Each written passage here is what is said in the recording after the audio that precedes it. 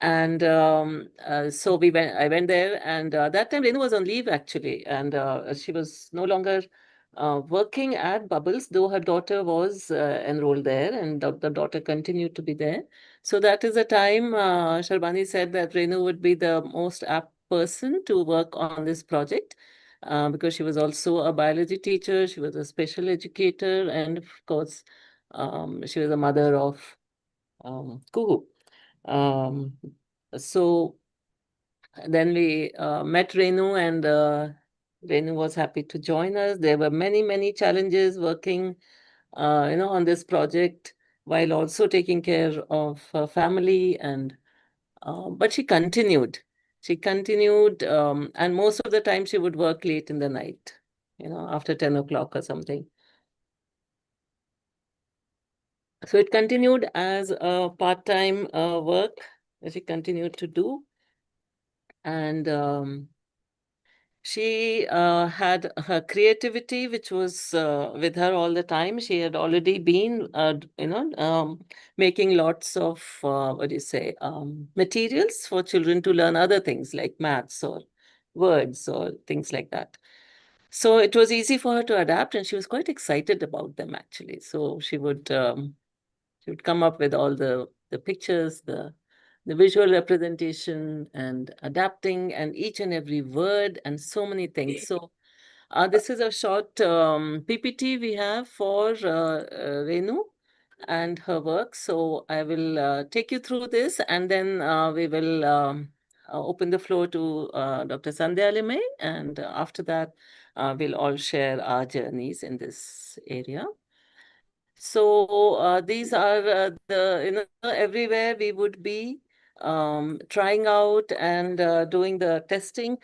So these are pictures from Guwahati, and we took not only the Suvidha materials that were there, the Suvidha kit, but we had also made these 3D models, and we which are working models actually.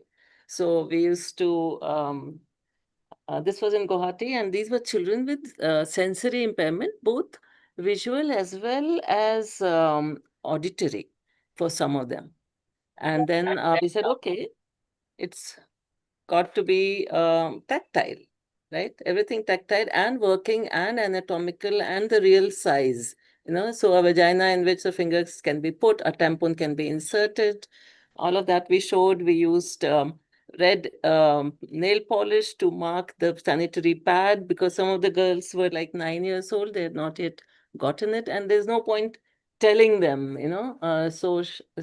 showing and all of that. And um, so these are pictures from that, and Juhi was there with us in this, in Guwahati. This is, of course, how the first Suvidha kit and the prototypes were being tested, made, interns, Amrita, who has always helped us in this process, and Geeta Nair. And Ruchira is there, and Renu is there at the back standing. And everything she used to do at home, she used to cut out, and her fingers would hurt with all those cutting the shapes of the various puppets with scissors. So, yeah, so we continued with it like that. She presented papers in various parts of the country. In spite of Kuhu, in some places, Kuhu came with us. She came with us to Guwahati. But otherwise, she would go, and then Rohan and her husband would take care of the daughter. And this is, of course, in TIS, Mumbai. And we used to joke that Renu has taken the Suvidha kit from Patiala to Pondicherry and from Guwahati to Goa. So that was her commitment to this, She used to always say, it's too expensive, isko kam karo, kaise kam kare? Because our parents can't afford it. They have so many other expenses. So we will share about what we are planning to do about it, and how can we empower people. So this is her presenting um, various places. So this is the earlier prototype. which we also used in Guwahati long back with the Christian Blind Mission. And this is in the deaf school, Sheila Kotwala Deaf School Teachers Training. And she was a confident speaker, passionate. She didn't have to do anything about it because it was there. So every time she spoke, it came out. It came out also in her work. Whether it was online or in person. This, I think, by God's grace, turned out to be the high point of her life.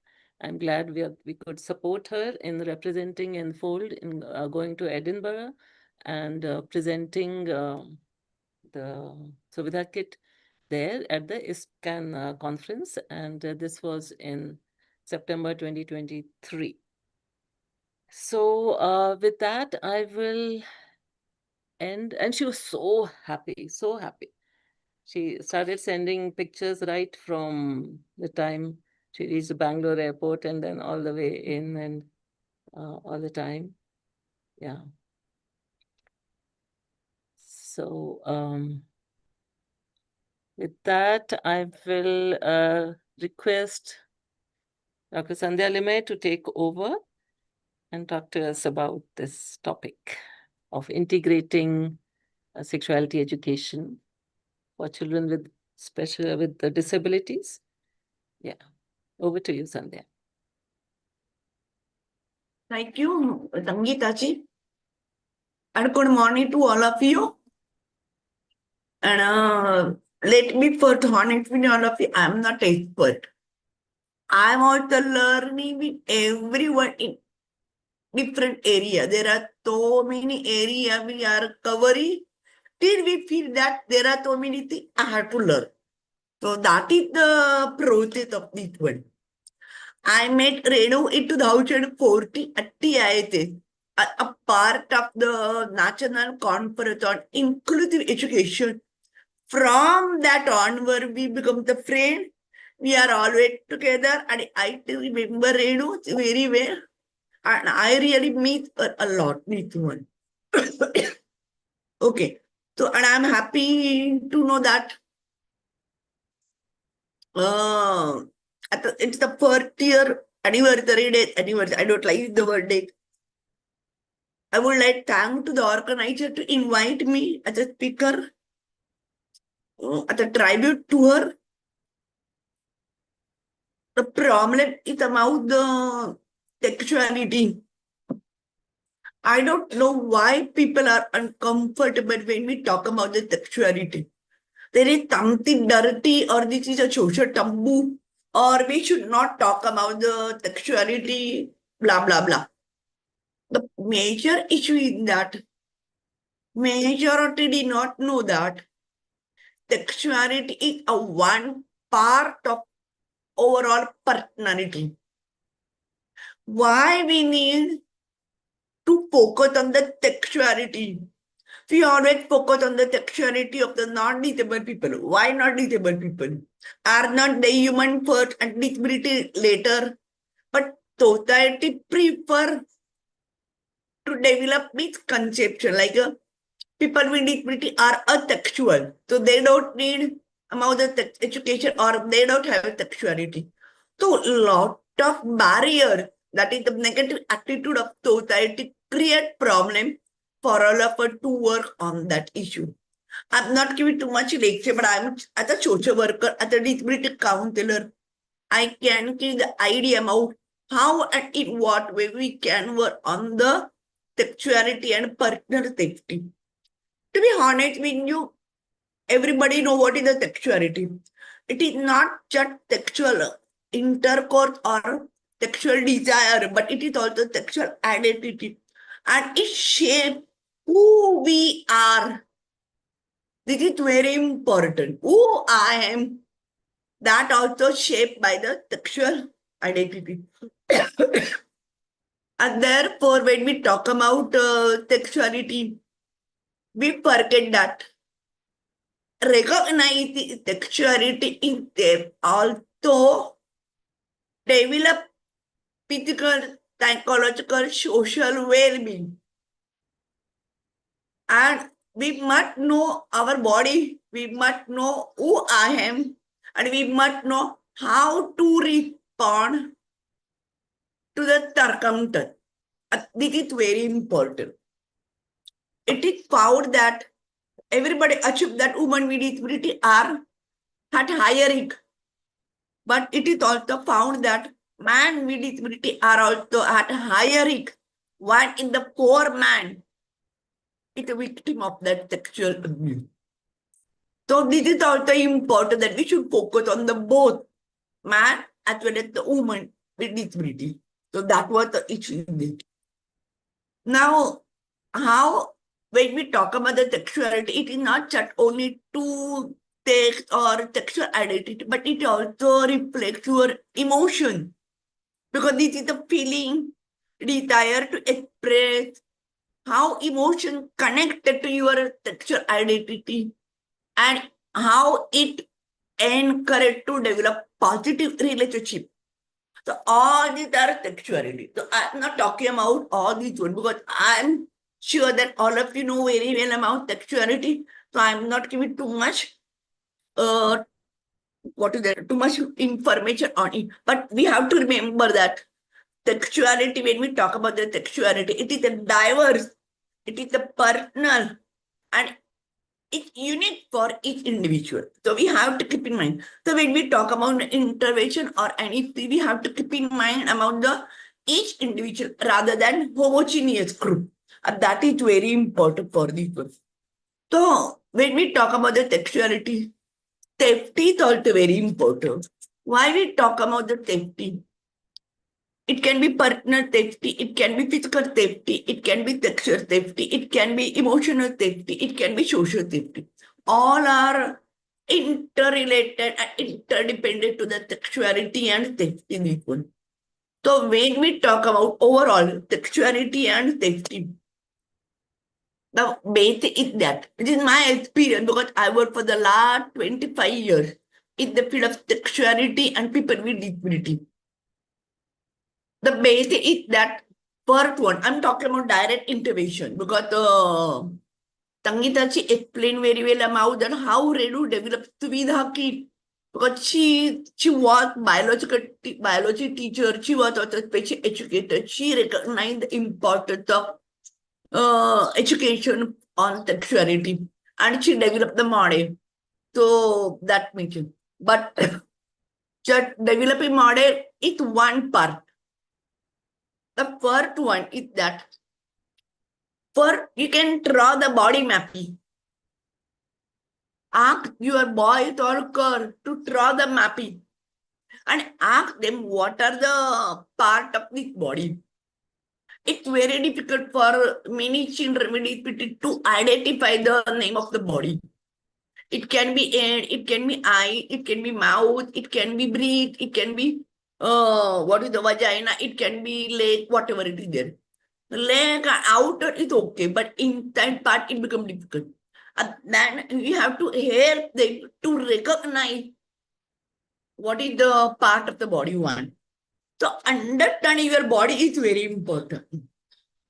It's very important, and many of them neglected that this one. Second part is that you have to explain what are the function of the each one. And for example, girl may ask what is the period. Boy is also ask what is the period. So you need to explain what is the meaning of that. The non-disabled youth collect information through Google.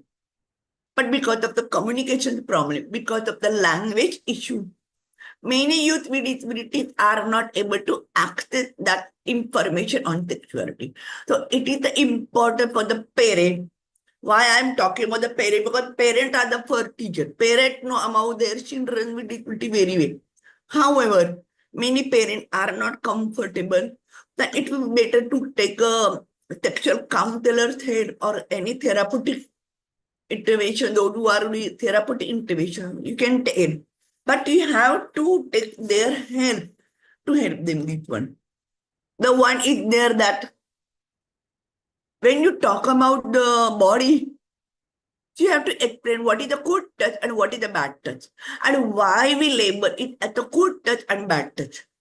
This is very important. It is not like that because I told you. No. You have to explain why it is a bad and why it is a good, this one. And then we are also talking about this one. When you explain, it depends on the diverse disability. Children with intellectual disabilities may take time to understand the body concept compared to the other one. However, parents may know how to develop communication with the children and they can work on this one. So the first one is understanding your body, and then you have to develop safety skill. What are the safety? How to protect yourself. So it is very important to develop the skill. But before that, if you understood the safety skill, automatically it encourages you to develop positive sexual self-concept. Who I am, what sexual identity I have, how should I be proud of my own body? Because body shame is also very common among the youth with disability. Very common, and especially those who have visible disability, it had further. And therefore, it is important for all of us to help them how to recognize your own disability and how disability affects your sexual positive sexual concept. This is very important. And how to answer within the disability. It's very important. So body shaming, you have to work on this one. Second is that after that body shaming, you are also talking about that how you feel about that. How you develop at the what person I am.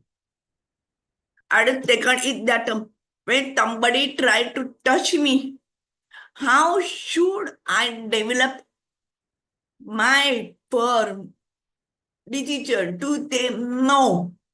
Yes or no is very important. They have to understand the difference between yes and no based on the good touch, bad touch. However, they should learn how to say no because what happened? I have seen that many people now they use monitoring your sexual desire, sexual feeling, and that leads psychological aggression.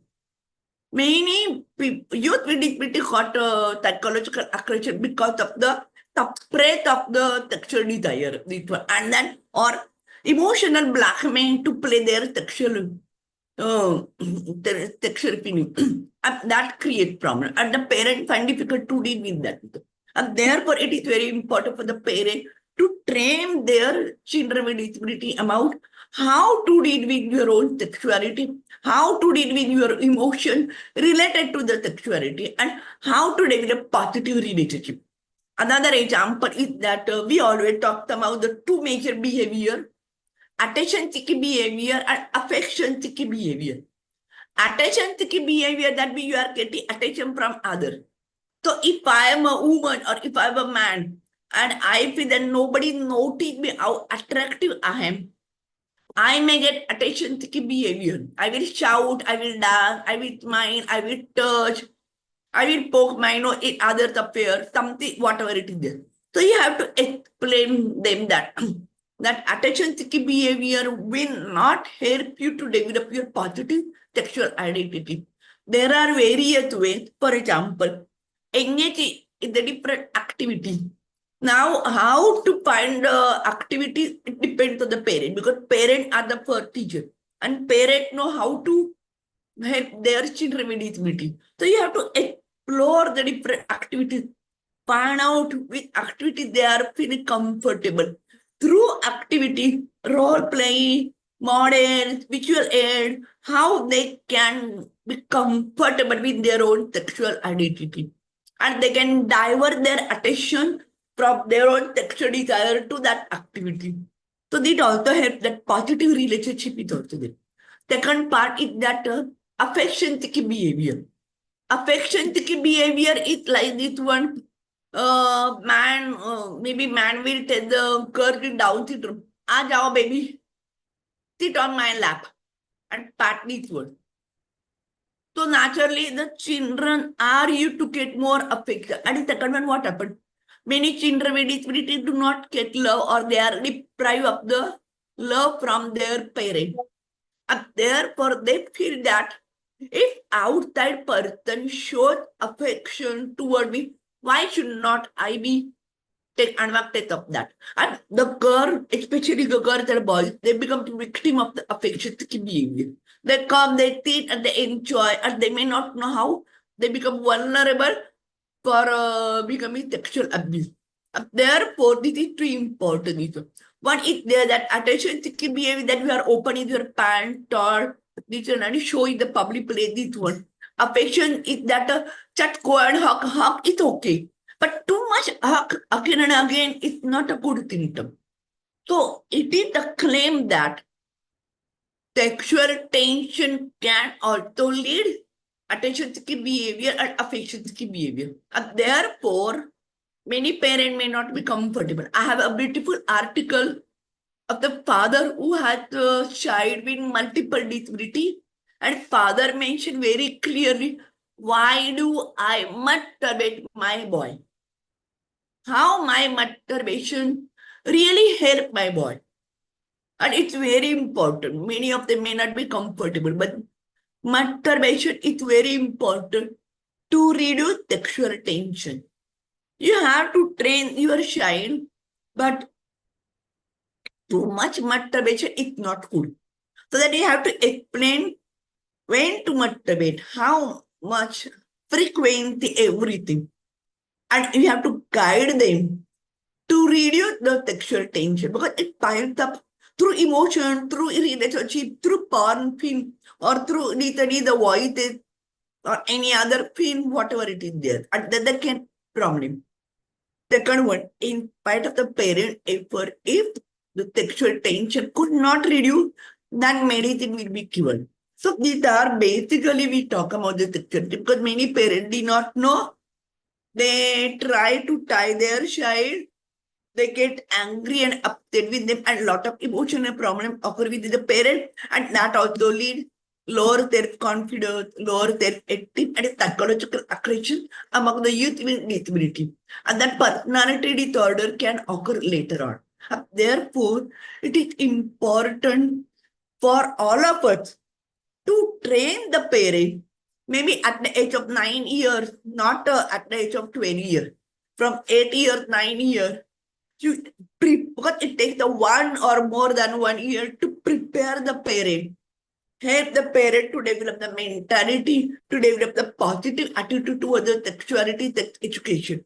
It takes too much time for these, so that you can start at the beginning and help the parent how to do this. Maybe parent may feel that we don't know how to communicate with our children with disability or youth with disability.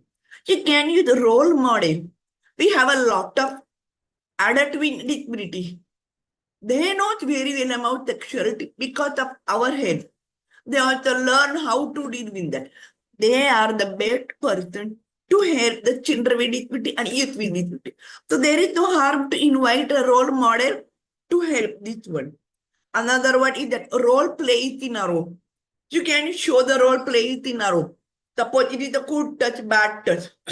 We explain the our children with disability amount through rehearsal roles. And then you can ask the children to show it back. You have to encourage children to be independent, to go out, to go alone, to observe how public react to you and your body and how you use your defense. So you have to teach basic defense system. In Mumbai, there is a school for the intellectual disability. The teacher take the class to develop the basic self-defense through karate at the age of 8 years. For it really helps them how to coordinate between hand to eye, because it is very difficult hand to eye coordination for many children with intellectual disability. Later on, when they developed mastery, then they were taught how to use defense mechanism if public try to touch you, and it really helps.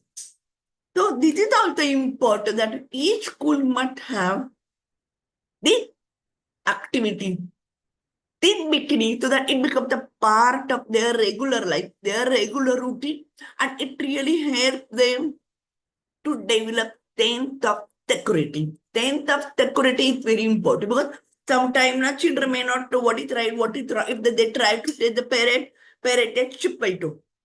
You don't know anything. कुछ भी बक करता है. We have to develop the truth in our children. We have to develop open dialogue or effective communication in our children so that children can hear. See what happened today. What I am talking, maybe I am now old. So whatever I had experienced, it's a different experience. Now I am also experiencing something different. Now there are digital sexual abuse also there. There are also a lot of voices to if not what is that to that blackmail you this one. So these are new areas coming up. So now you must know that you must have written a digital rape or digital crime is there. You must have heard a lot about the digital crime, the digital rape, and digital sexual abuse. And the court recognize that yes, it is the crime. So a lot of areas are coming up, and we as a profession need to equip ourselves to guide the parent with one. That is so that emotional development. When you got angry, how to control your own behavior, how to recognize the time, and how to develop your positive response toward the negative attitude. This is very important. Not only stigma, but it's the public bully, discrimination, and we have to. It is not very easy. It is painful because children are also upset, and therefore parents are also upset. But we have to help them how to go about this word. Sorry, we don't have time, or we don't have the uncomfortable choice. We don't have. We have to do this one. So basically, if you are not able to do this, you can refer to the sexual counselor. But remember, sexual counselor must be familiar with the disability. Many counselors do not know about disability. They are not able to give the practical strategy based on the disability. And therefore, it is very important for all of us to understand whether they know about disability or not. And diverse disability, all of us are working. Still, we don't know much about this one, but they must know this one. So, education, open communication, emotional support, and then what are the practical strategy to help them to deal with the situation, and thereby focusing on the overall well-being. This is very important about the overall well-being, this one. And another one, that one is that now I am coming to that. What about the sexual health services? We are only talking about the sexuality, bad touch, good touch. We should not do this. We take care. But there are also sexual health issues. We also must give training to them about the sexual health issue, and we will help them how to do, how to recognize the symptom and what facility we should give it. It is very important because I have seen now it becomes very common PCOD. We never had in my time. Now many youth are getting. So children with disability may not able to communicate with you, so that we need to pay attention, and we help our children to recognize the symptom and sign. So all these are related to that. But remember, once we started to give training about the sexuality, information, body information, what is the bad touch, good touch, how to develop safety skills, it really helped after 10 years. May not be now, but after 10 years, it really helped them. It helped them how to develop positive sexual self-concept. It also helped them how to manage barriers. And it also helped them how to increase independence in spite of the difficult situation. And they can develop satisfy sexual and personal and social relationship. And this is very important. I have seen many youth with disability because of the training to them at the early stage. They really develop the positive. And this is important for all of us, not only for them, but for us also. It really helps. They are our teacher. It really helps us how to help them. Okay, thanks a lot. I think I finished. Because I'm a basic counselor, so I explain about the practical situation, how to work for that. Thank you so much. Thank you so much, Sandhya. So I will now request people in our audience, and I see that Dr. Chandramouli has also joined us. He worked for 30 years in WHO and in adolescent reproductive health and sexuality, and he's done a huge amount of work, and I see that his daughter is there too. So, yeah, so the floor is open to people, and what we are requesting is that you share how this work, what you're doing in this area.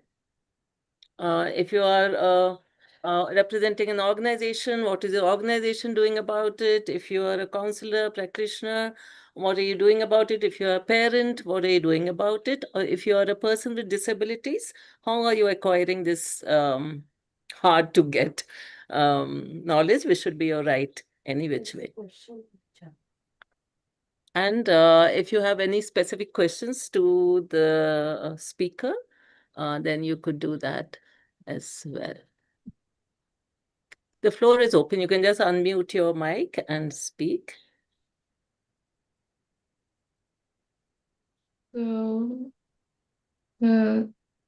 Ask for permission. Oui.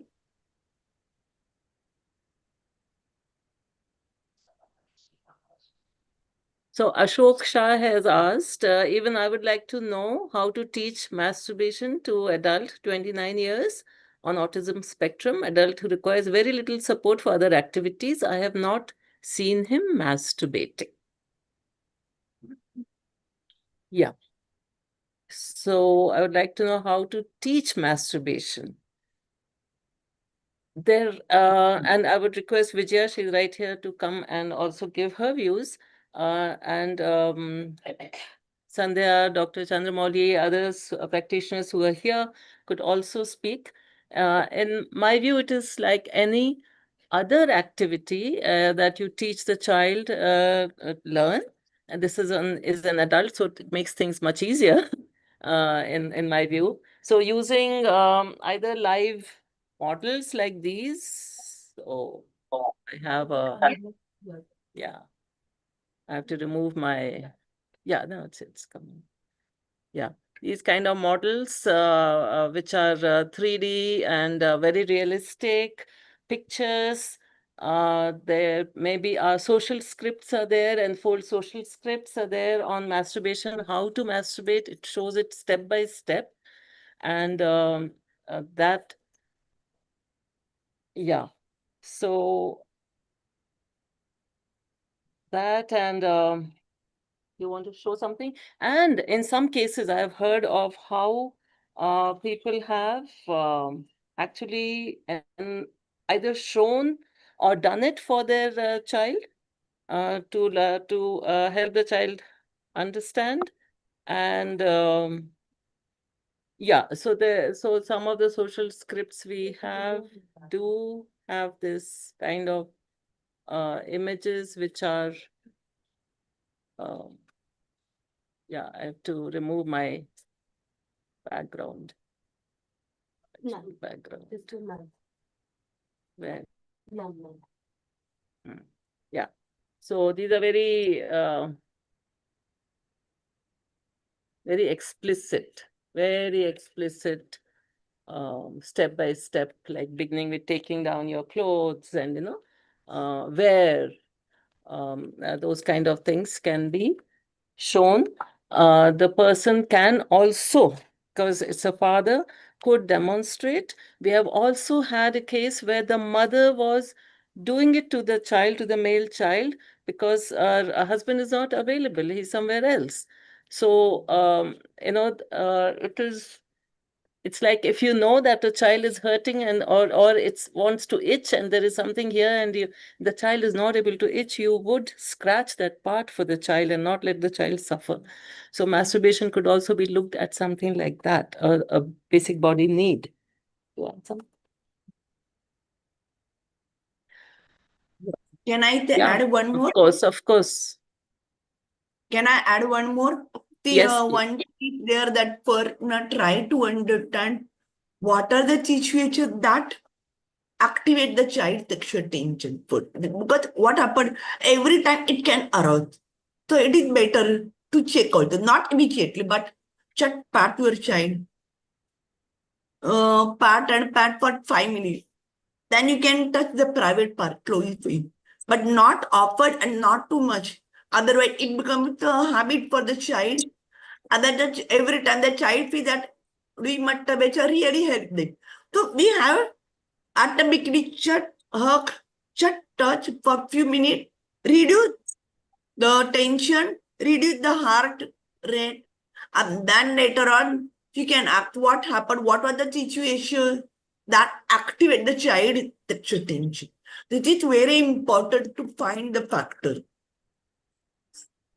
Uh, can I come in for the question? Yes, please. Hello, Yes, please. I'm Yes, Ashok. please. It was my question.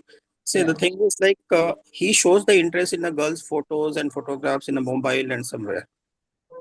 Uh, he shows interest in looking at the girls when we are going out or something.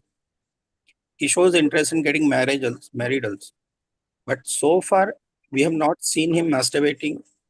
No doubt he sleeps in a different room, but the things of masturbation have not never come across in last many few years since he's been becoming adolescent to adult.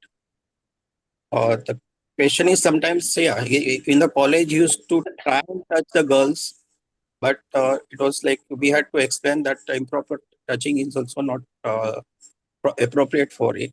So he restrict himself to doing a shake hands and now the two things. One is the ma'am has shown the books, which I like to know the details about that book and where do I get it.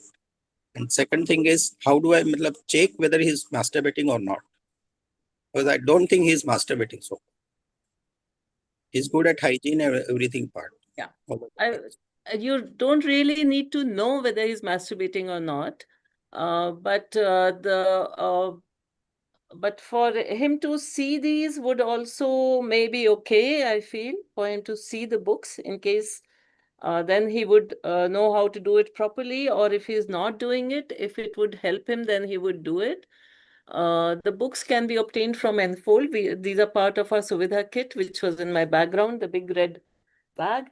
And this is what Renu helped develop, all these books. There are quite a few books. It's a set, entire set on sexuality and personal safety. There are 19 of such books dealing with various, parts of our curriculum, including how to manage your feelings, personal safety, public place, private space, reproductive hygiene, parts of my body, and even one on children with diverse identities, which is not so much for the child as for the parents and the caregivers to understand. Thank you, ma'am. Can you share the contact details of this to get the books? Just Enfold a website. You will have our How do you spell? info at Enfold. How do you spell info? We'll put it in the chat. Yes. And the second one is that it is better to develop open communication with him. Find out, have a talk, find out from him what if he has the feeling what he doing, what strategy is adopting. It is very important for you to find out it one. So communication and developing trust is very important. That would help you to deal the problem. Yeah. Thank you. Also, you mentioned that he's interested in looking at the pictures of girls. So you could normalize that and say that, yeah, this is something that a lot of us do. We do look at these pictures, and sometimes while doing these pictures, we may find that the penis is becoming erect, becoming larger, bigger, and all that. And you may even feel like touching it. So what are the ways to touch the penis in a safe manner?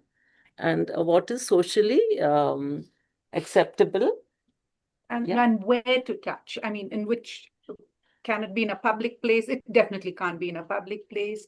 A place that's appropriate for him to touch himself. So those are the things that need to be taught to him. So masturbating in a public area is not okay. Touching yourself there is not okay, which is which is a major aspect of the learning that we get from the Suvidha kit, where the public areas and the private areas are identified, and it is fine. It's really okay to touch yourself and pleasure yourself, but privately. So you did mention inappropriate. So what is the inappropriate and why is it inappropriate? That is something you probably need to reflect on. So this is Vijaya Venkatesh. She's a special educator, worked for 30 years in this field. She has taken on the work after Renu left us last year. So Vijaya is here with us. Actually, I understood what Vijay is saying. It one the point is that what Mr. Ashok Shah is talking about that he feel or he not sure about that. So he wanted to know more about masturbation, though I don't think that he explained what actual issue his brother has. Okay, if he does not want to share, it's okay, fine. But what I strongly feel, why it feel, what are the factors that made him to think one? Second is that if he feels that how to develop open communication with his own brother and then find the issue. And then you can think about the other one. That's what I feel. Because without diagnosis, you cannot give anything. To them, it is also there. Yes. So if there are no other people wanting to share their work, I would request Vijaya to speak about how the Suvidha work is being taken forward. Yeah. Okay. Sandhya ji spoke a lot about how one needs to normalize this, how one needs to talk about agency. And all of this will not happen unless the subject is legitimized. And how does one legitimize it? By the two very important institutions in our society, the family and so we'll come to family, though that's the primary one. We'll first come to the school because we have these kits and we undertake trainings for special educators, for caregivers. But we've started in a big way, going and meeting organizations, which of course Renu started in 2020 onwards. Yeah. Yeah, 2020 onwards, it started, but 2017 to 20, it was being prepared. It went through the prototypes, the pilots, and then it went on to different organizations. So my take on this, and I think our take on this, is sexuality education should not be a standalone topic. It should be something, it shouldn't be one of those things which happens on a Friday afternoon or a Friday class or whichever day that has been assigned to it. It should be something that's integrated in every subject, in every aspect.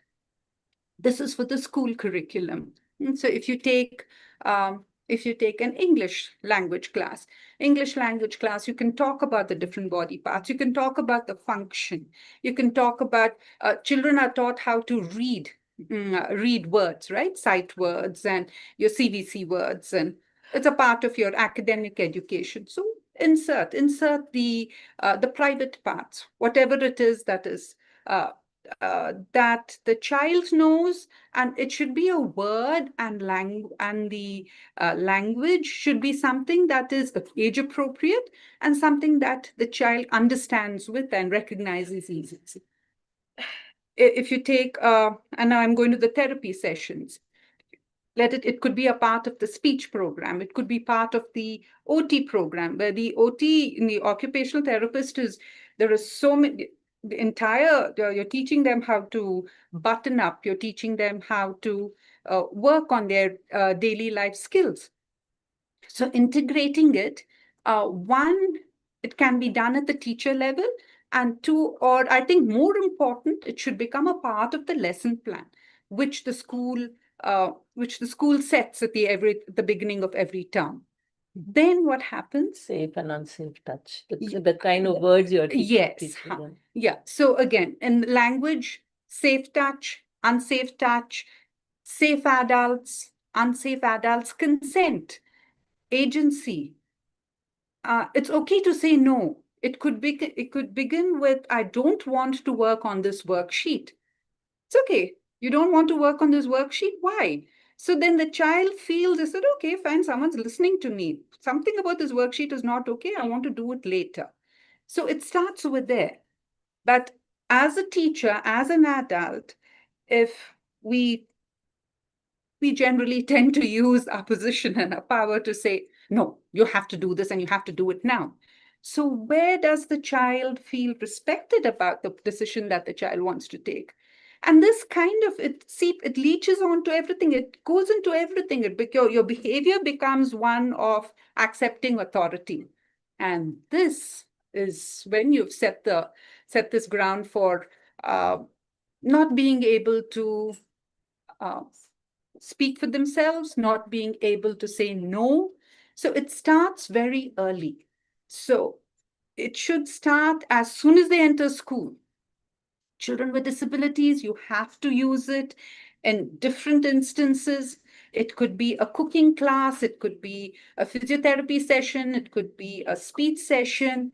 So the team, it's multidisciplinary as well as interdisciplinary, which is how our IEPs are tailored, right? So we don't work in isolation, and that's the best way to do it, because each professional is focusing on the same topic, same concept in different ways.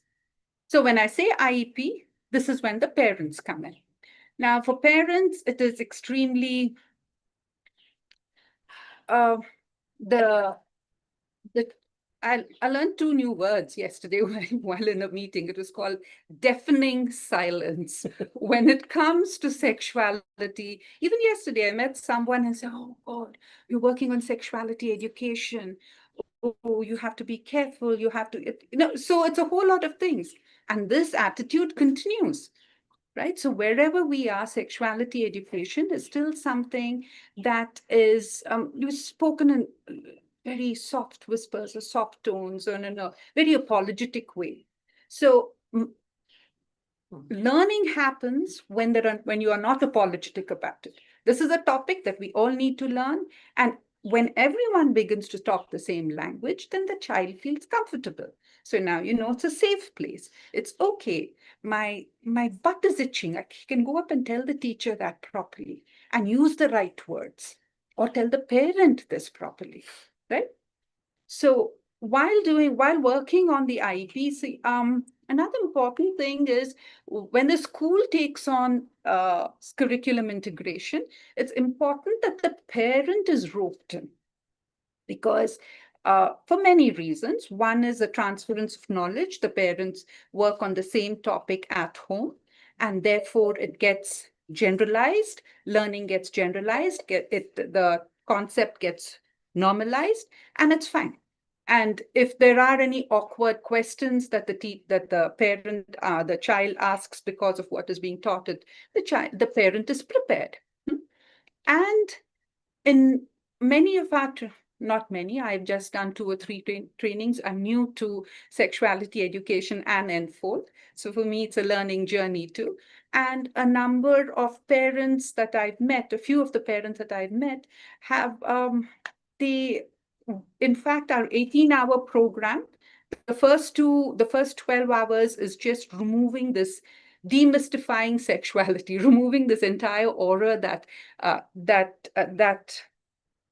that sexuality has, Haze. right? The haze. I called it shroud. And Yes, buried, kill it and bury it. And then I said shroud is a little too much. So that's when deafening silence, stigma, taboo, a little better. So the parents are scared to talk about it. So, and during the training, the safe atmosphere that was created, there were a number of questions that came up. Now, how do I do it? How do I handle my child who actually wants to show me his genitalia?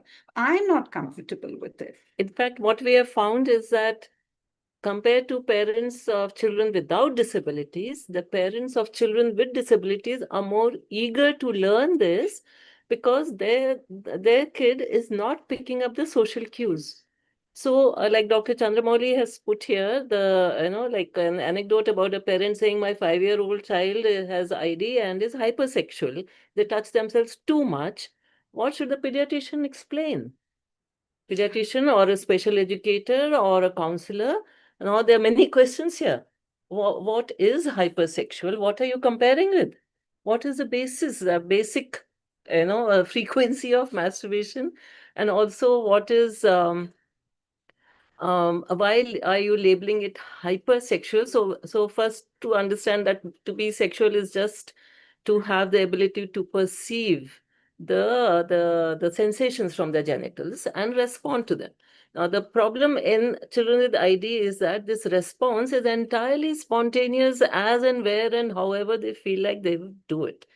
Like once I was sitting in a special school and this child who was almost 12, 14, he came out. I was sitting on a bench. He came and then he just pulled down his pants and there was no underwear. And then he looked around and after a couple of seconds, he pulled his pant up. That's all. That's what he did. So they're not picking up the social cues. So you may feel this is hypersexual, it's too much. It may be too much because they're not picking up the social cues, the context, and all of that. So we would not medicalize it. We would not label it as, yeah, they are hypersexual. No. First of all, the education has not gone in of where to do, how much to do, when to do, how to do, where, all of that. So initiating respectful sexuality education, which is not pathologizing, it would be very, very important for all of us and not to add to the worry of an already harried parent. Oh, now your child is hypersexual. Now we have all this. Now go to a sex therapist. Now go to this. Now go to that. Just make it worse for them. It's like any other feeling that we support children in understanding how to express your anger. They may just come and pull your hair so much, even though they're very big and it can hurt. But just as you multiple number of times, you just go on and on and on and say the same thing consistently. That would help. One aspect of special education is we use all our senses, right? While teaching them something, we use visual, auditory, tactile, kinesthetic. So the child wants to learn about something, the body, the friend's breasts have grown. So now how are you going to, so probably use a tactile, and that could be termed as hypersexual. But if you have brought in if you have taught the child what is good, or where to touch, when to touch, ask for permission. But if you've already laid that foundation, the child is going to, could stop back, could stop and think and see, now, should I do this or can I do this?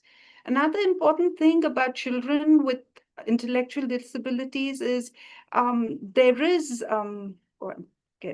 forgetting the particular term, the lack, they do not know when to, you call it reflexes. It's very challenging for them not to act on whatever they feel, correct? So that bar is set very low. The tolerance for acting out what comes to their head, they want to do it, and they want to do it then and there. So how do we hold back? How do we teach them tolerance? And this can happen when you have a multi-team, right? And without saying the word no, you can teach them. We can learn a lot of things without the word don't do and do this. And instead of saying don't do this, we can use this terminology. So therefore, embedding it in the school and making it a part, therefore legitimizing it to the parents. So many a time, the parent can then blame the school and say, oh God, they told us to teach them all that. Because it's a scary feeling till you feel comfortable about it. Correct? Now, this is the new curriculum in the school. The school can take on that, right? So that this is something that we need to embed in our everyday life. And there is a comment by Dr. Sandhya saying it's better to consult a doctor, a sexologist. Yes, provided you have initiated this education and you have been teaching the child not to do this and where to do this and how to do this and all of that. If you have been doing it consistently and still the child is continuing to be hypersexual, then we do need sexologists, we do need counselors to rule out the possibility that the child is being sexually abused somewhere, which is enhancing their need for a sexual touch. So it can be like that. It would depend on entirely on the context and the history and all of that of the child. Thank you, Dr. Chandra, for the link that you have shared here. Hmm? Yes, Dr. Chandra, would you like to? Yes. Yes, I'd be happy to do that. And thank you for inviting me, Vijaya, and thank you for the presentation, Dr. Limai. I'd like to say the story that I put there, the case study was actually developed by the Enfold team for a course that we ran for pediatricians in India through the Indian Academy of Pediatrics. So we put the story, and the first question was, have you received asks from parents like that? And 3/4 of the participants said yes, yes, yes. And we don't know what to do with it. So our big problem is that even pediatricians, we shouldn't be surprised because pediatricians are part of the society that they belong to.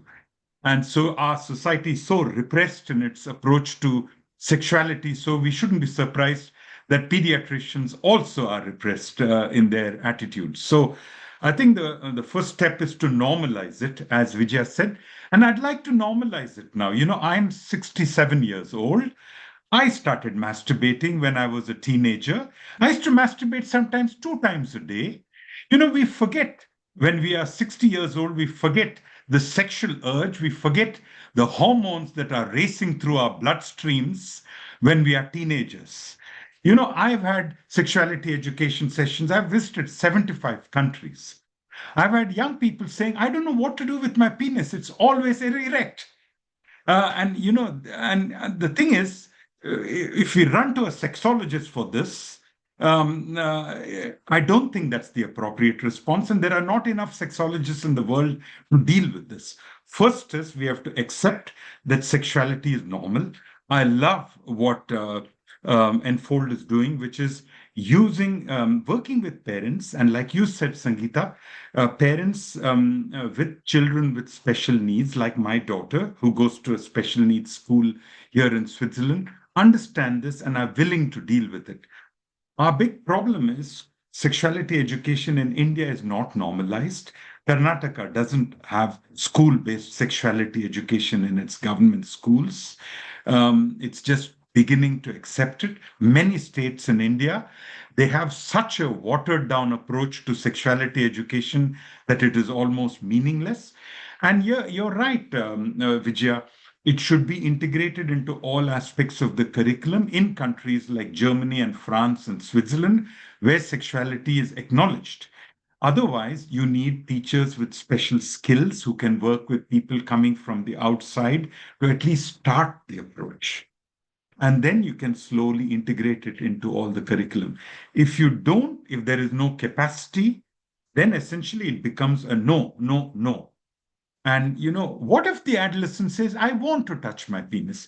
I want to see these pictures. I want to kiss that girl.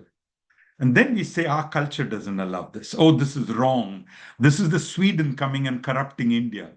That's what this is. So somehow we have to become activists in this.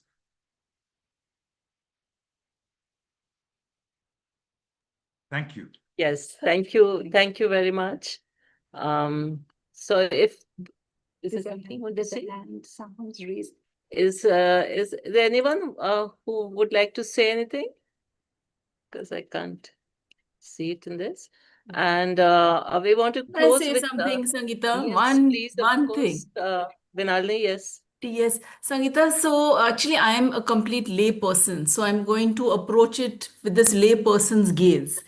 What I feel is that for us, the field is not the same. I mean, if every person is different, every child is different. And I think in this area, there is much more difference between children with different types of disability.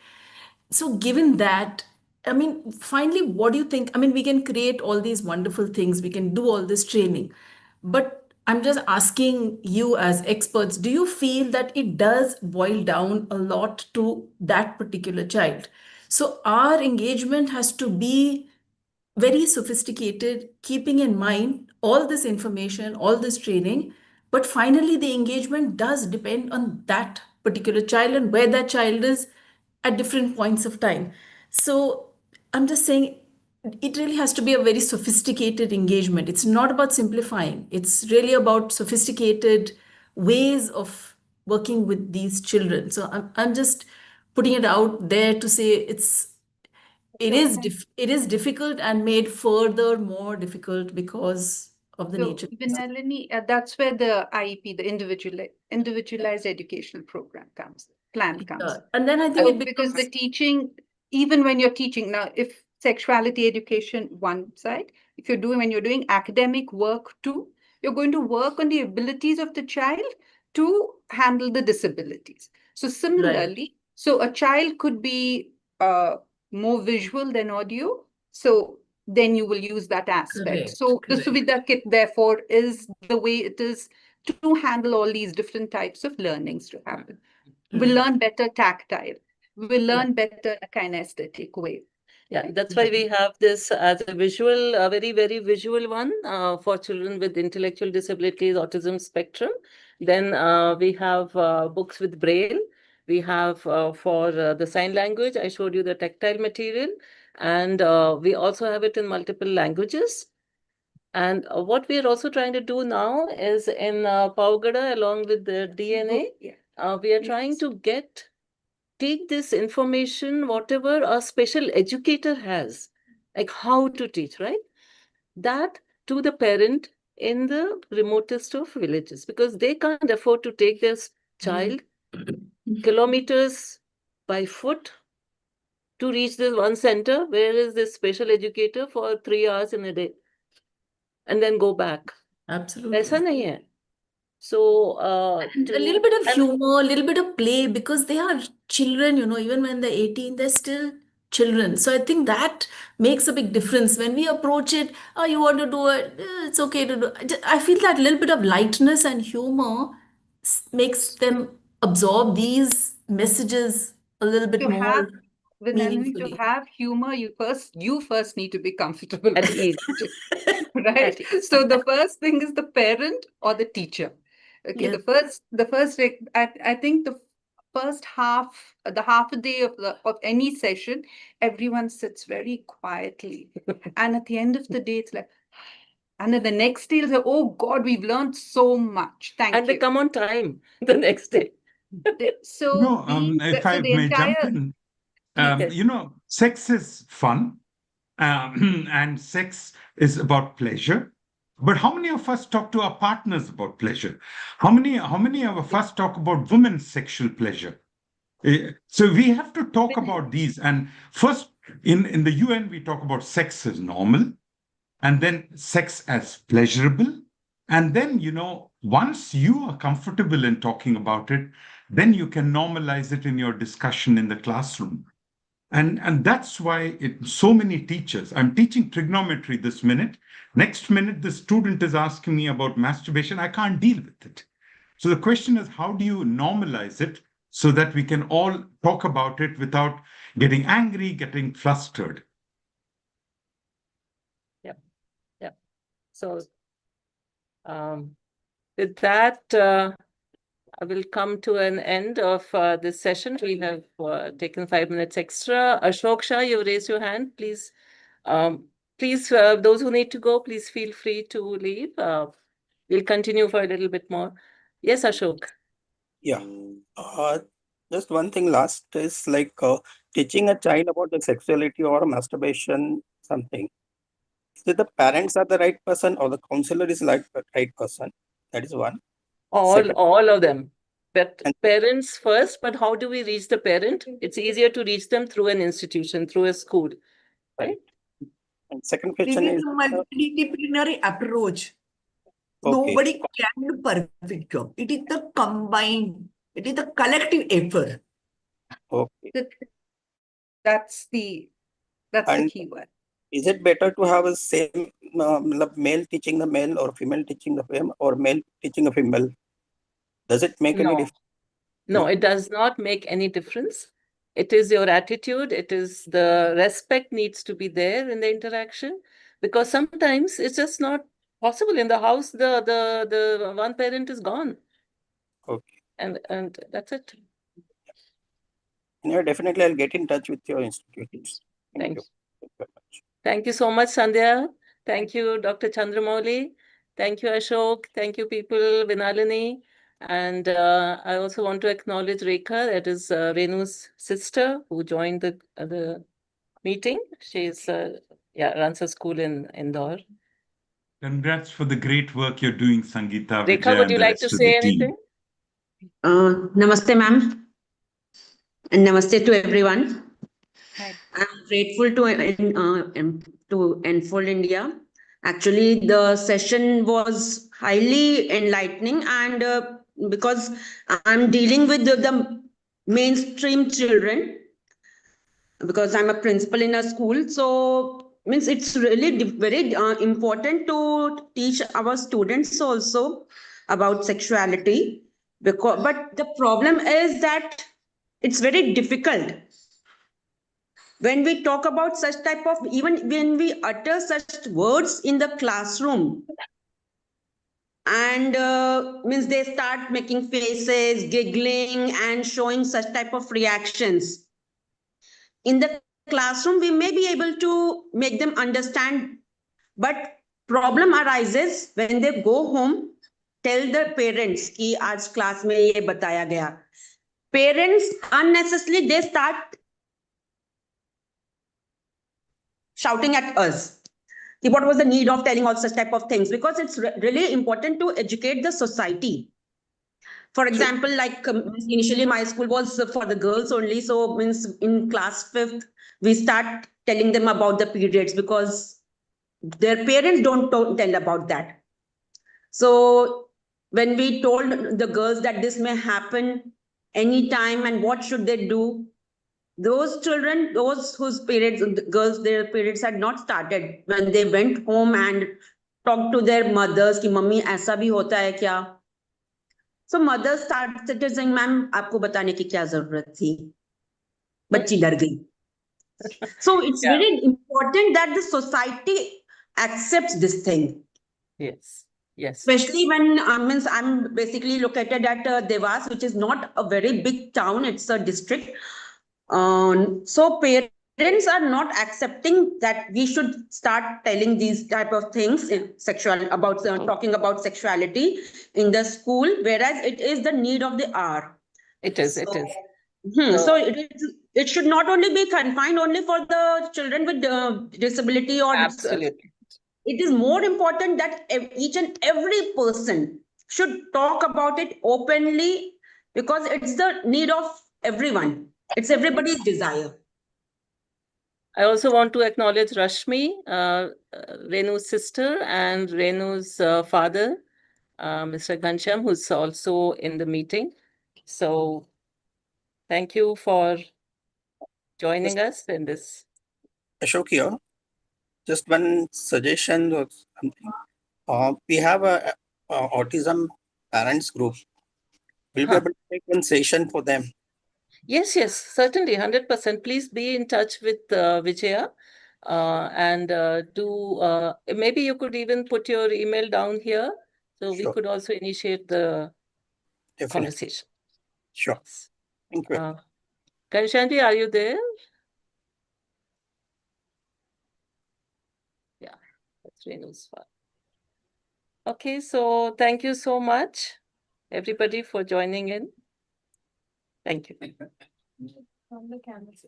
Yeah, please, could you switch on your cameras? We can take a group picture.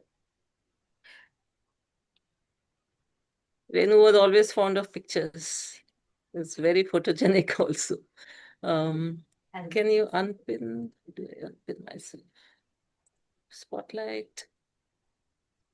इसको भी करते हैं.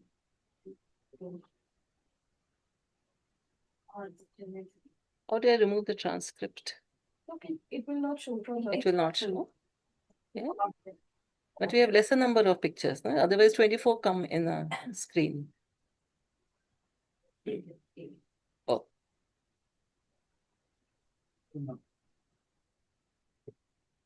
Thank you so much. Thank you, Neha from Mudita. Thank you.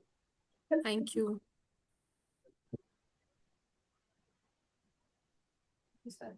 She looks just like me. Rashmi? Rashmi, you are...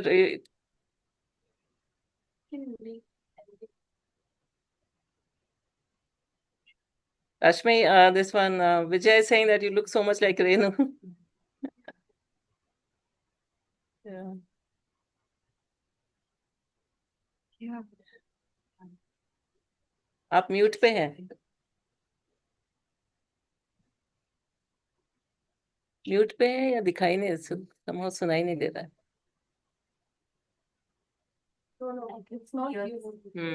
आपने शायद earphones लगाए हुए हैं, कुछ कहीं और जा रहा है आपका audio. Something else. Computer settings. Computer settings में कुछ हुआ है. Access media, microphone access. May be आप टाइप कर दीजिए.